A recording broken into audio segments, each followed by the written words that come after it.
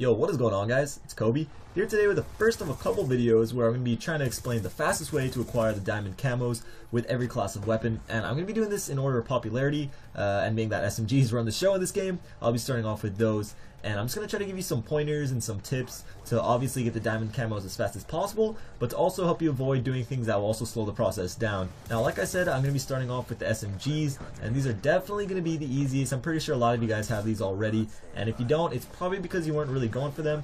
But since you're watching this video, I'm guessing you're fairly interested. Now, so starting off, the first thing that I want to tell you guys and get really embedded into your head is to use the highest weapon possible all the time, and don't just stick with one weapon and leveling that up to gold. And I'm going to say this in every one of these videos because, it's really important. Now, you guys may be wondering, why not just finish one gun and then move on to the next? And the reason for it is because you have to remember that you unlock guns at different levels. So, if you're going for all the diamond camos as fast as possible, you never really want to have no weapons to work on. So for an example, most people will get the MP7 and the PDW to gold first because they're both obviously like really good weapons, but you also unlock them first also.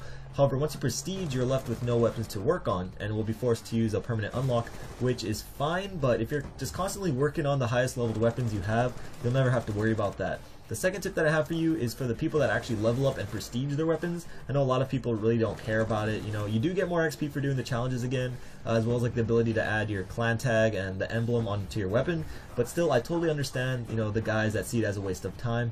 But for you guys like me that do prestige their weapons, this is pretty important. So as I'm sure you guys know by now, you first have to either complete the headshot challenges or the one-shot kill challenges to unlock the rest of the camo challenges. So with SMGs, we of course going for the headshots. Now once you get those headshots, you get a bunch of camos to unlock, including 2 for getting kills without perks and without attachments. So obviously you probably want to do those at the same time, but what I also recommend is to prestige your weapon right before you do those, because after you do, you won't have attachments, but since you're going for kills without attachments, it won't really matter as much. So you don't really have to do that, but that's what I did, and I would definitely suggest you do the same if you want. Now lastly, with pretty much all the SMGs, you'll get through all the camo challenges fairly easy, and all the SMGs are really good, but the one that I see the most people having problems with is getting headshots with the Chicom, or the Chicom, whatever you guys want to call it, which is the burst fire SMG. Now what I suggest that you equip is the stock and the laser sight attachment. With the stock you can strafe faster while aimed in, and obviously with the laser sight you can get increased hip fire accuracy. What I personally don't suggest though is using the select fire and making it fully automatic. Trust me, it's a lot easier just running around hip firing towards the head. I got way more headshots and it was just a lot more effective. Again, that was just me personally though. Like I said, the SMGs are pretty damn easy to get diamond on, so if any of you guys don't have it and decide to go for them, I'm fully confident that you won't have any really problems with it.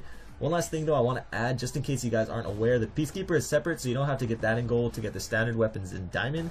So that's the end of the video. If you could leave a rating, that would be really awesome and much appreciated. And if you've gotten to use these tips, or maybe you have some tips of your own, feel free to share those in the comments. I'm pretty sure somebody could use the extra information, and I just personally like to see what you guys can come up with. Also, how many of you guys actually have the Diamonds SMGs already? I got them really early into the game, but I actually went for them, so it wasn't all that hard. But anyways, guys, check out either of the videos on screen if you missed them. I got a ton of videos coming soon. It's ridiculous. My list is full, and just have a great day. Peace.